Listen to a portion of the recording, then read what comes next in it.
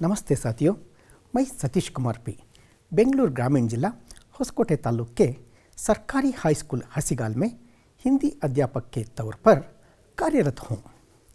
एक कहानी के साथ कक्षा की शुरुआत करेंगे। एक आदमी जंगल में अकेला जा रहा था। चलते चलते वो बहुत थक गया। एक पेड़ के नीचे आराम करने के लिए बैठ गया। थोड़ी देर बाद आसमान की तरफ देखा और सोचा, काश पीने के लिए पानी मिल जाता। तभी उसके सामने पानी आ गया। उसे आश्चर्य हुआ। उसे नहीं पता था कि जिस पेड़ के नीचे वो बैठा है वो कल्पवृक्ष है। पानी पीने के बाद कुछ खाने की इच्छा हुई। तभी उसके सामने खाना आ गया। उसे बहुत खुशी हुई। मानव की सहज आशाएं बढ़ती रहती हैं। खाना खाने के बाद फिर उसकी मांग मिठाइयाँ खाने की हुई। मिठाइयाँ भी आ गई, वो भी खा ली।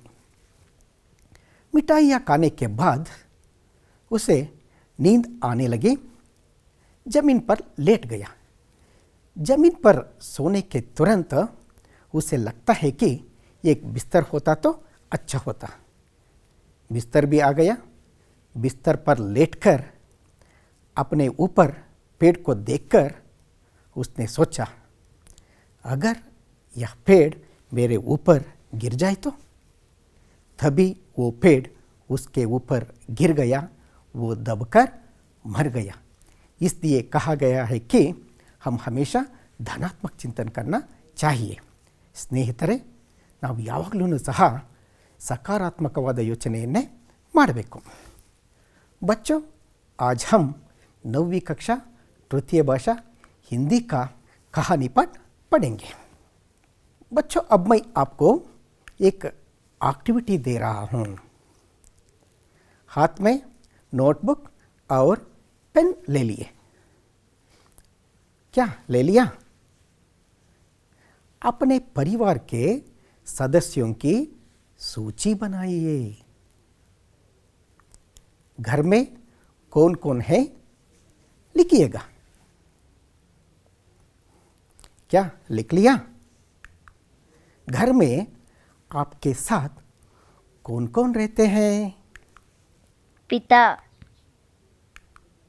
माता, दादा, दादी, भाई, बहन। बहुत खूब। पिता के भाई को क्या कहते हैं?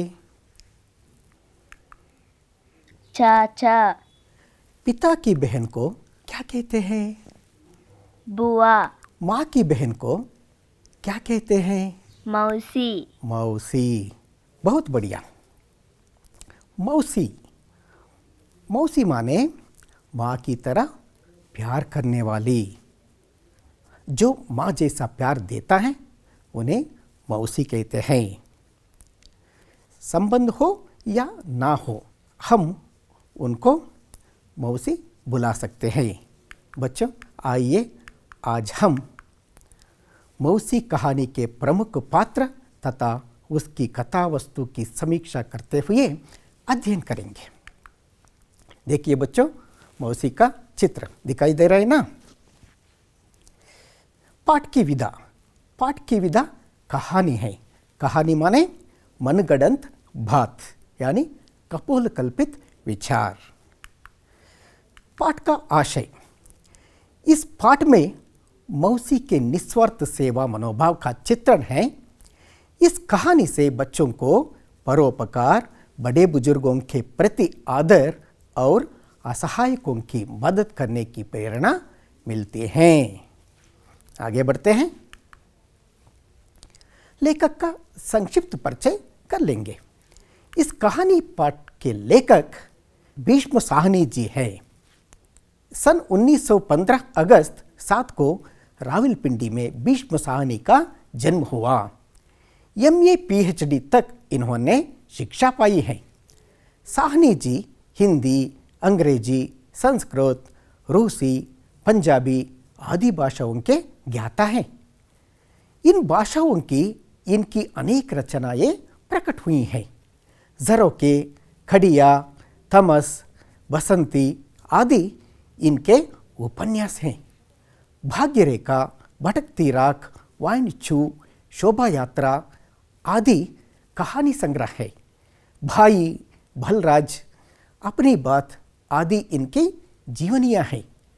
कबीर खड़ा बाजार में, माधवी, मुआवजे आदि नाटक हैं। शिरोमणि पुरस्कार, साहित्य अकादमी पुरस्कार, सोवियत लाइन नेहरू पुरस्कार इत्यादि से शोभित हैं। अब मैं इस पाठ का वाचन कर रहा हूँ। अपनी अपनी पुस्तक देख लीजिए। पृष्ठ संख्या 32 यानी 32, पुट संख्या 32 मकड़े। मैं जैसा पढ़ूंगा आप भी वैसा दोहराएंगे। उस औरत को सभी मौसी कहकर पुकारते थे। मौसी सबको माँ के जैसे प्यारी बनी थी। सबके सुख दुख के समय में साथ देती थी। बच्चों के लिए तो वो सेवा की मूर्ति बनी थी। प्रतिदिन दोपहर होते होते मौसी स्कूल के फाटक पर पहुंच जाती थी। मोहल्ले के सभी बच्चे उसे घेरे रहते थे। मौसी को बच्चों के साथ खेलना, उन्हें कहानियाँ, चुटकुले और पहेलियाँ सुनाना बहुत पसंद था। मौसी बच्चों को खिलाने के लिए अपने पास चने, टिकिया, मूंगफली आदि कुछ ना कुछ रखती थी। वो बच्चों से अपने बेटे बेटियों जैसी प्यार करती थी। बच्चों, क्या इसका अनुकरण कर सकते हैं? आगे चलते हैं। नए शब्दों का अर्थ। उम्र, उम्र माने वय, अंग्रेजी में एज, कन्नड़ದಲ್ಲಿ ವಯಸ್ಸು ಅಂತ ಹೇಳ್ತೀವಿ ಮಕ್ಕಳೇ। वाक्य प्रयोग, मेरी उम्र 40 साल है। साथ देना, साथ देना माने क्या है? सहायता करना यानी मदद करना। क्या वाक्य बनाएंगे? दोस्तों को हर हाल में साथ देना चाहिए। अगला शब्द फाटक। फाटक माने मुख्य द्वार, अंग्रेजी में मेन डोर। वाक्य प्रयोग, घर का फाटक बहुत बड़ा है। अगला शब्द ढलना। ढलना माने अंत होना यानी बीतना, कಳೆದು ಹೋಗುವುದು। क्या वाक्य बनाएंगे? शाम को सूरज ढलता है। अगला शब्द चुटकुला। चुटकुला माने ಲತೀಫಾ, ಕನ್ನಡದಲ್ಲಿ ನಗೆಹನಿ ಅಂತ ಕರಿತೀವಿ ಮಕ್ಕಳೇ, अंग्रेजी में जोक्स। चुटकुला सुनकर लोग हंसते हैं। अगला शब्द पहेलिया। पहेलिया माने प्रश्नात्मक उक्ति, अंग्रेजी में रिडल्स कहते हैं, कन्नड़ದಲ್ಲಿ ಒಗಟುಗಳು ಅಂತ ಕರಿತೀವಿ ಮಕ್ಕಳೇ। क्या वाक्य बनाएंगे? मुझे पहेलियाँ बहुत पसंद हैं। क्या आपको? आपको भी पसंद है ना? अब मैं आपको एक पहेली बोलूँगा, क्या आप पूछ सकते हैं? अंदर खली, बाहर किली, क्या है? हाँ बच्चों, छतरी। आगे चलते हैं। उस औरत को सभी मौसी कहकर पुकारते थे। दूसरे गांव से एक औरत आई थी। उस औरत को सभी मौसी मौसी कहकर पुकारते थे, बच्चे भी और बड़ी उम्र के लोग भी। छोटों से लेकर बड़े बुजुर्गों तक उस औरत को मौसी मौसी कहकर पुकारते थे। मौसी माने आंटी। ಆ ಊರಿನಲ್ಲಿ ಬೇರೆ ಕಡೆಯಿಂದ ಒಬ್ಬ ಆಕೆ ಬಂದಿರ್ತಾಳೆ. ಆಕೆಯನ್ನು ಎಲ್ಲರೂ ಸಹ ಮೌಸಿ ಮೌಸಿ ಆಂಟಿ ಆಂಟಿ ಅಂಥೇಳಿ ಕರೀತಾ ಇರ್ತಾರೆ. ಕಿರಿಯರಿಂದ ಹಿಡಿದು ಹಿರಿಯರವರೆಗೂ ಸಹ ಆಕೆಯನ್ನು ಏನಂತ ಕರೀತಾರೆ ಮಕ್ಕಳೇ? ಮೌಸಿ ಮೌಸಿ, ಆಂಟಿ ಆಂಟಿ ಅಂಥೇಳಿ ಕರೀತಾ ಇರ್ತಾರೆ। मौसी सबको माँ के जैसी प्यारी बनी थी। गांव के सभी लोग मौसी को ಮಾಜಿ ಸೆ ಪ್ಯಾರ್ ಕರ್ತೆ ಥೇ. ಆ ಊರಿನ ಎಲ್ಲರೂ ಸಹ ಮೌಸಿಯನ್ನು ತಾಯಿಯ ಥರ ನೋಡ್ಕೊಳ್ತಾ ಇರ್ತಾರೆ, ಪ್ರೀತಿಯನ್ನು ಮಾಡ್ತಾ ಇರ್ತಾರೆ. सबके सुख दुख के समय में साथ देती थी. साथ देना माने क्या है? सहायता करना, मदद करना. सभी के घर जाना और उनका ಕುಶಲಕ್ಷೇಮ पूछती थी. ಆ ಗ್ರಾಮದ ಎಲ್ಲರ ಮನೆಗೂ ಹೋಗೋದು ಮತ್ತು ಅವರ ಕುಶಲಕ್ಷೇಮವನ್ನು ವಿಚಾರಿಸ್ತಾ ಇರ್ತಾಳೆ ಈಕೆ. बच्चों के लिए तो वो सेवा की मूर्ति बनी थी. सभी बच्चे मौसी को ಬಹುತ್ ಪ್ಯಾರ್ ಕರ್ತಿತೆ. ಎಲ್ಲ ಮಕ್ಕಳೂ ಸಹ ಮೌಸಿಯನ್ನು ಬಹಳಷ್ಟು ಇಷ್ಟಪಡ್ತಿರ್ತಾರೆ. ಮೌಸಿನೂ ಸಹ ಅಷ್ಟೇ, ಎಲ್ಲರನ್ನೂ ಸಹ ಬಹಳ ಇಷ್ಟಪಡ್ತಾ ಇರ್ತಾರೆ ಮಕ್ಕಳೇ. ಪ್ರತಿದಿನ ಮೌಸಿನೇ ಕ್ಯಾ ಕಿಯಾ ಹೋಗಾ, ಕ್ಯಾ ದೇಖೆಂಗೆ. प्रतिदिन दोपहर होते होते मौसी स्कूल के फाटक पर पहुंच जाती थी. स्कूल का फाटक, फाटक माने क्या है? मेन डोर, मुख्य द्वार. प्रतिदिन दोपहर, दोपहर माने दिन के मध्य का समय अर्थात मध्याह्न. दोपहर होने पर मौसी स्कूल के फाटक पर आती थी. ಮಧ್ಯಾಹ್ನ ಆಗ್ತಾ ಇದ್ದಂಗೆ ಮೌಸಿ ಆ ಶಾಲೆಯ ಮುಂಭಾಗದಲ್ಲಿ ಮುಖ್ಯ ದ್ವಾರದ ಬಳಿ ಬರ್ತಾ ಇದ್ಲು. जैसे ही छुट्टी की घंटी बजती वैसे ही बच्चे भागते हुए बाहर निकलते और मौसी के कंधों पर अपने अपने बस्ता डाल देते. छुट्टी की घंटी बजने पर सभी बच्चे क्या करते थे? भाग जाते थे. भागकर क्या करते थे? मौसी के कंधों पर, कंधा माने क्या है? भुजा, भुजाए. मौसी के भुजाओं पर अपने अपने बस्ता, बस्ता माने ಬ್ಯಾಗ್, ತೈಲ, अपने अपने ತೈಲ डाल देते. ಶಾಲೆ ಗಂಟೆ ಬಾರಿಸ್ತಾ ಇದ್ದಂಗೆ ಮಕ್ಕಳೆಲ್ಲ ಆಚೆ ಬಂದು ಮೌಸಿಯ ಭುಜದ ಮೇಲೆ ತಮ್ಮ ಬ್ಯಾಗುಗಳನ್ನು ಹಾಕ್ತಾಯಿದ್ರು. ಮೊಹಲ್ಲೆ के सभी बच्चे उसे घेरे रहते थे. घेरना, घेरना माने क्या है? हाथ से हाथ मिलाकर गोल बनाना, सुತ್ತುವರಿಯುವುದು. देखिए चित्र दिखाई दे रहा है ना. आगे चलते हैं. मौसी ने दोपहर डलने पर क्या किया होगा? दोपहर डलने पर मौसी नीम के पेड़ के नीचे आती थी, जहाँ सभी बच्चे क्या करते थे? खेला करते थे. ಮಧ್ಯಾಹ್ನ ಆಗ್ತಾ ಇದ್ದಂಗೆ ಮೌಸಿ ಅಲ್ಲಿ ಒಂದು ಬೇವಿನ ಮರ ಇರುತ್ತೆ, ಬೇವಿನ ಮರದ ಕೆಳಗಡೆ ಬರ್ತಾ ಇದ್ಲು. ಎಲ್ಲ ಮಕ್ಕಳೂ ಸಹ ಅಲ್ಲಿ ಏನು ಮಾಡ್ತಾಯಿದ್ರು? ಆಟವನ್ನು ಆಡ್ತಾಯಿದ್ರು. देखिए चित्र दिखाई दे रहा है ना. मौसी को बच्चों के साथ खेलना, उन्हें कहानियाँ, चुटकुले और पहेलियाँ सुनाना बहुत पसंद था. मौसी को बच्चों के साथ खेलना, ಮಕ್ಕಳ ಜೊತೆ ಆಟ ಆಡೋದು ಮೌಸಿಗೆ. उन्हें कहानियाँ, कहानियाँ माने ಕಥೆಗಳನ್ನು, ಚುಟುಕುಲೆ, ಚುಟುಕುಲೆ ಮಾನೆ ಜೋಕ್ಸ್, ಜೋಕ್ಸನ್ನು ಹೇಳ್ತಕ್ಕಂಥದ್ದು, ನಗೆ ಹನಿಗಳನ್ನು ಹೇಳ್ತಕ್ಕಂಥದ್ದು. और पहेलियाँ सुनाना बहुत पसंद था. मौसी बच्चों को कहानियाँ, चुटकुले और पहेलियाँ सुनाया करती थी. वो तोता तोती की कहानी, काठ के घोड़े की कहानी, वीरोचित कहानी आदि सुनाती थी. मौसी बच्चों को तोता तोती की कहानी, काठ के घोड़े की कहानी, वीरोचित, वीरोचित माने वीरतापूर्ण कहानी सुनाया करती थी. मौसी बच्चों को क्या क्या खिलाती थी? क्या देखेंगे? मौसी बच्चों को खिलाने के लिए अपने पास चने, टिकिया, मूंगफली आदि कुछ ना कुछ रखती थी. मौसी बच्चों को क्या क्या खिलाती थी? मौसी बच्चों को खिलाने के लिए अपने पास चने, चने माने क्या है? ನೋಡಿ ಮಕ್ಕಳೇ, ಏನಿದು? ಚನೆ ಮಾನೆ ಕಡಲೆ. टिकिया, यहाँ देखिए बच्चों, टिकिया, टिकिया माने क्या है? पेपरमेंट. मूंगफली, मूंगफली माने क्या है? ಏನು ಮಕ್ಕಳೇ ಇದು? ಕಡಲೆಕಾಯಿ. आपको भी बहुत पसंद है ना. आदि कुछ ना कुछ रखा करती थी. और जो बच्चे घेरे में बैठे थे ना, उनको थोड़ा थोड़ा बांटा करती थी. वो बच्चों से अपने बेटे बेटियों जैसे प्यार करती थी. आके ಮಕ್ಕಳನ್ನು ತನ್ನ ಮಕ್ಕಳ ಥರ ಇಷ್ಟಪಡ್ತಿದ್ಲು, ಪ್ರೀತಿಸ್ತಾ ಇದ್ಲು. एक दिन जब स्कूल की छुट्टी हुई, बच्चे बस्ते उठाकर बाहर निकले तो मौसी फाटक पर नहीं मिली. शाम को बच्चे खेलने के लिए निकले तो मौसी पेड़ के नीचे भी नहीं थी. ಒಂದು ದಿನ ಶಾಲೆ ಬಿಡ್ತಾ ಇದ್ದಂಗೆ ಮಕ್ಕಳು ಎಂದಿನಂತೆ ಆಚೆ ಕಡೆ ಬರ್ತಾರೆ, ಅಲ್ಲಿ ಮೌಸಿ ಇರಲಿಲ್ಲ.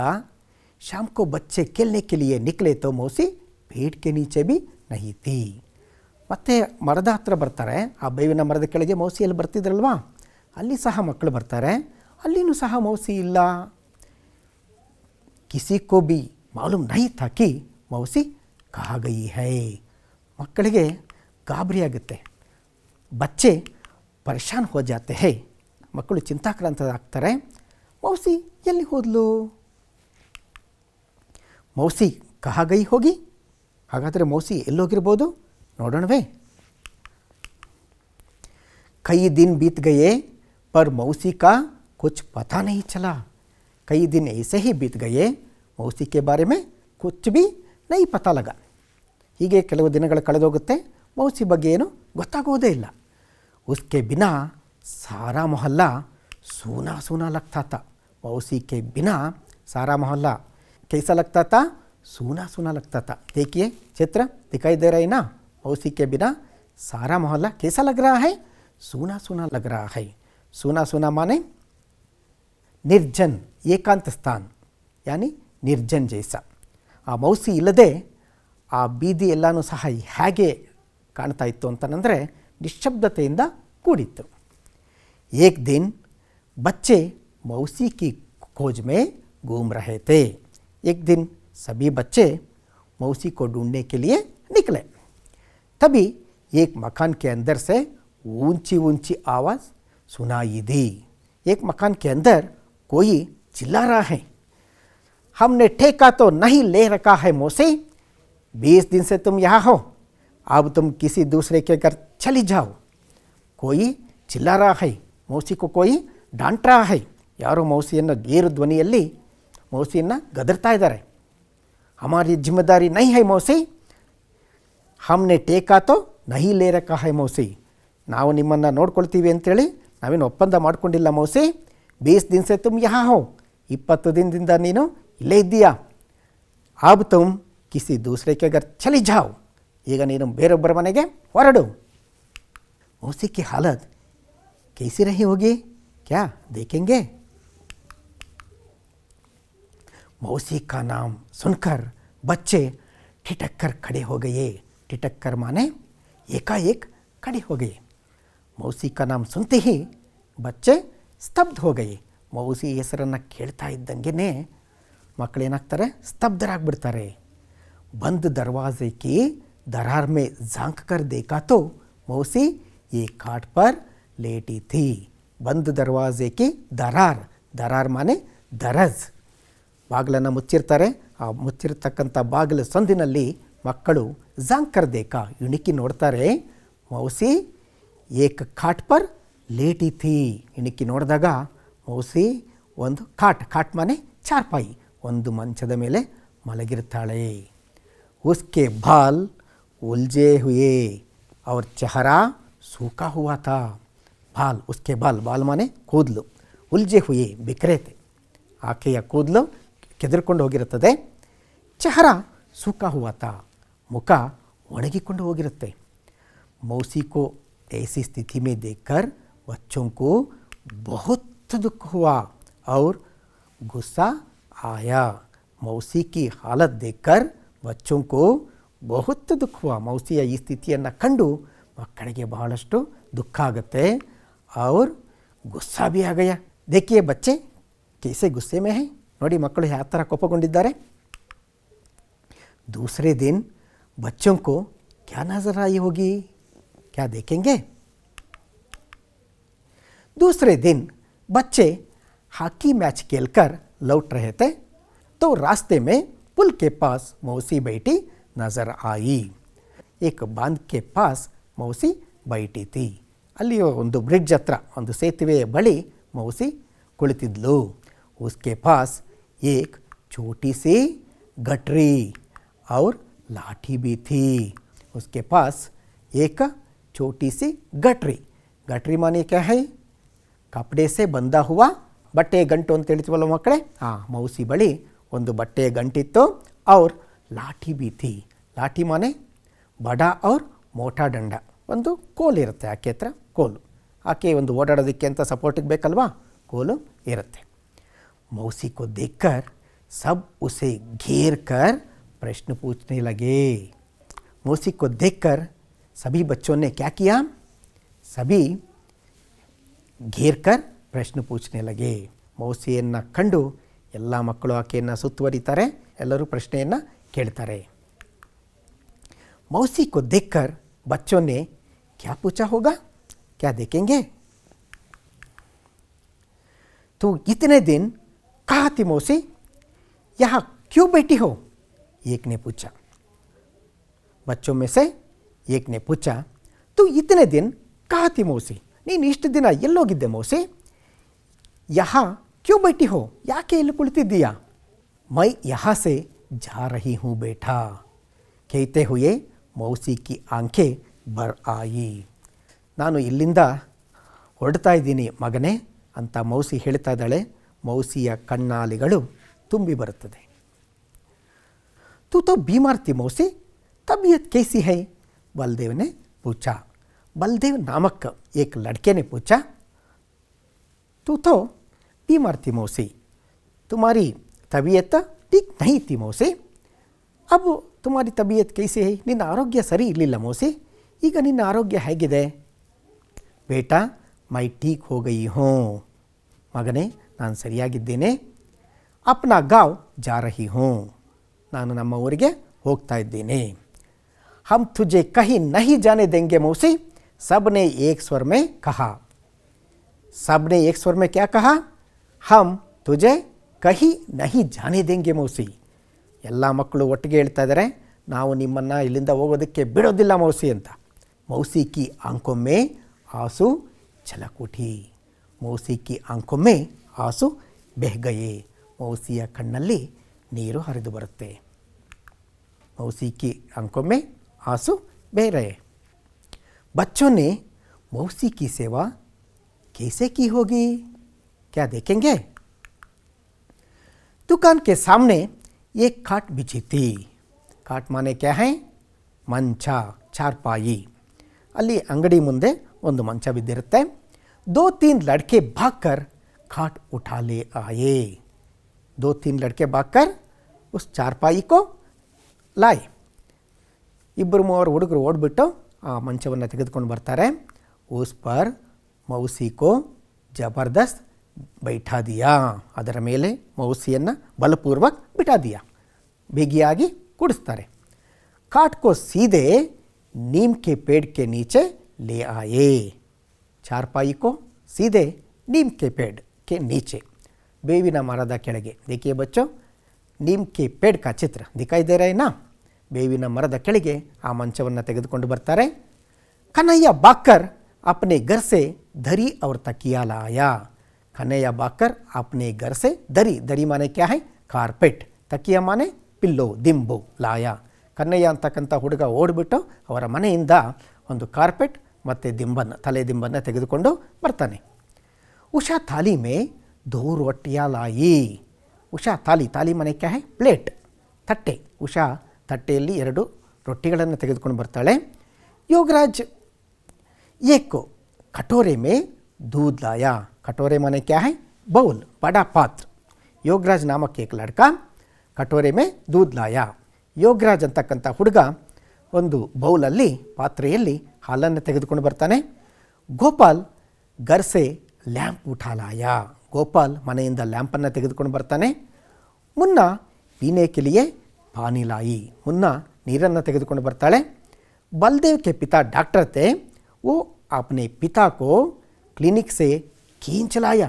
मौसी बीमार है, आप जल्दी चलकर देखिए. ಬಲ್ದೇವ್ ಅಂತಕ್ಕಂಥ ಹುಡುಗ, ಆತನ ತಂದೆ ಡಾಕ್ಟರ್ ಆಗಿರ್ತಾರೆ. ಅವನೇನು ಮಾಡ್ತಾನೆ? अपने पिता को क्लिनिक से खींच लाया. ಆತನ ತಂದೆಯನ್ನು ಕ್ಲಿನಿಕ್ಕಿಂದ ಕರೆದುಕೊಂಡು ಬರ್ತಾನೆ. आप जल्दी चलकर देखिए. हाँ, ಮೌಸಿ बीमार है, आप जल्दी चलकर देखिए. ಮೌಸಿಗೆ ಆರೋಗ್ಯ ಸರಿ ಇಲ್ಲ, ತಾವು ಬೇಗ ಹೋಗಿ ನೋಡ್ರಿ, चिकित्से ಕೊಡಿ. बच्चों, इन चित्रों को देखिएगा. सभी बच्चे मिलकर मौसी की सेवा किस प्रकार कर रहे हैं. बलदेव के पिताजी डॉक्टर थे ना, वो अपने पिता को मौसी का इलाज करवाने के लिए बुला ले रहा है. दिखाई दे रहे हैं ना. बच्चों ने मौसी को ठहराने के लिए क्या व्यवस्था की होगी. बच्चे सोचने लगे कि मौसी को कहाँ ठहराया जाए. बच्चे सोचते हैं कि मौसी को रुकने के लिए क्या व्यवस्था की जाए. ಮಕ್ಕಳು ಮೌಸಿಯನ್ನು ಇಲ್ಲಿಯೇ ಉಳ್ಕೊಳ್ಳೋದಕ್ಕೆ ಏನು ವ್ಯವಸ್ಥೆ ಮಾಡೋದು ಅಂತೇಳಿ ಯೋಚನೆ ಮಾಡ್ತಾರೆ.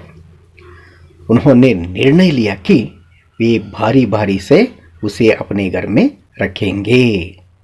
मौसी 3 दिन हमारे घर में, 3 दिन आपके घर में, 3 दिन दूसरों के घर में रखने के लिए निर्णय लेते हैं. ಮೌಸಿಯನ್ನು ಸರದಿಯ ಪ್ರಕಾರ ತಮ್ಮ ತಮ್ಮ ಮನೆಗಳಲ್ಲಿ ಇಟ್ಕೊಳ್ಳೋದಾಗಿ ಮಕ್ಕಳು ತೀರ್ಮಾನವನ್ನು ಮಾಡ್ತಾರೆ. मौसी दिन कैसे बिताती थी, क्या देखेंगे. मौसी फिर से स्कूल के आंगन में आने लगी. बच्चे उसे घेरे रहे थे और वो उन्हें कहानियाँ सुनाती. ಮೌಸಿ ಮತ್ತೆ ಸ್ಕೂಲಿನ ಅಂಗಳಕ್ಕೆ ಬರ್ತಾ ಇರ್ತಾಳೆ. ಮಕ್ಕಳು ಆಕೆಯನ್ನು ಮತ್ತೆ ಸುತ್ತುವರಿತಾರೆ. ಕಹಾನಿಯ ಸುನಾತಿ, ಮಕ್ಕಳಿಗೆ ಆಕೆ ಕತೆಗಳನ್ನು ಹೇಳ್ತಾ ಇರ್ತಾಳೆ. ಕಬಿ ಕಬಿ ಲಾಠಿ ಟೇಕ್ತಿ ಹುಯಿ ಮೊಹಲ್ಲೆ ಕಾ ಚಕ್ಕರ್ ಕಾಡ್ತಿ. ಆವಾಗವಾಗ ತನ್ನ ಲಾಠಿ ಕೋಲನ್ನು ತೆಗೆದುಕೊಂಡು ಆ ಬೀದಿಯಲ್ಲಿ ಸುತ್ತಾಡ್ತಿರ್ತಾಳೆ. ಸಬಿ ಗರೋಮ್ಮೆ ಜಾಂಕ್ ಉನ್ಕಾ ಕುಶಲಕ್ಷೇಮ್ ಪೂಜ್ತಿ.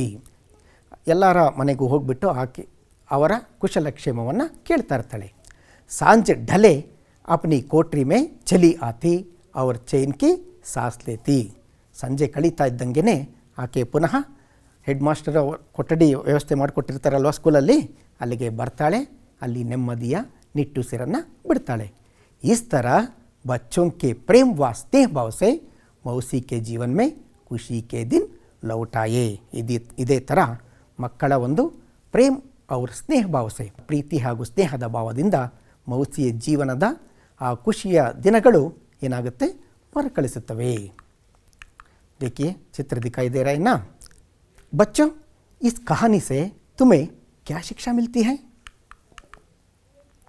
इस कहानी से हमें परोपकार, बड़े बुजुर्गों के प्रति आदर और असहायकों की मदद करने की शिक्षा मिलती है. बच्चे देखिए, ये किनके चित्र हैं, क्या आप पहचान सकते हैं. हाँ बच्चे, ये मदर टेरेसा हैं. मदर टेरेसा दीन दुखियों की भक्त थी. मदर टेरेसा का एक ही धर्म था, वो मानव सेवा. आगे चलते हैं. इन प्रश्नों के उत्तर दीजिए. माँ के जैसी प्यारी कौन थी. मौसी थी. बहुत खूब. मौसी बच्चों को क्या क्या खिलाती थी. चने, टिकिया, मूंगफली आदि. बहुत बढ़िया. मौसी के जीवन में कैसे दिन लौट आए. खुशी के दिन. बहुत बढ़िया. गृह कार्य.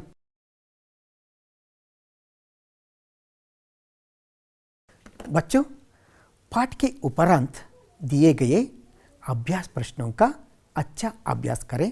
आप सभी का शुभ हो. धन्यवाद.